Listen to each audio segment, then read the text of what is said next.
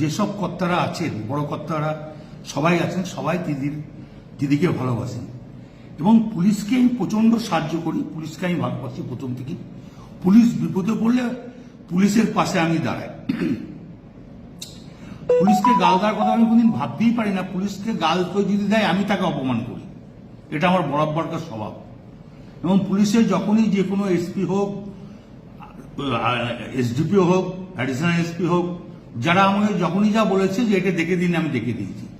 পুলিশের পাশে সবসময় লোক দিয়ে যেমন করে হোক আমি তার কোনো ঝগড়াঝাটি করতে দিই না। আমি খুব দুঃখিত, কারণ আমি ওষুধ ফষুধ রাখতে খাই তো অনেক ঘুমের, আর আমি এখন 10টার সময় ঘুমিয়ে যাই এবং ঘুমের ট্যাবলেটও খাই। সেই সময় ঘুমটা ভেঙেছে। নুরুল যে ছেলেটা আমাদের খুব ঘি দেওয়ার খুব ভালো ছেলে, ওর বাবা বলতো আমাদের দল করতো, বাবার করার পর ও দল করে, খুব নিরীহ ছেলে, ভালো ছেলে।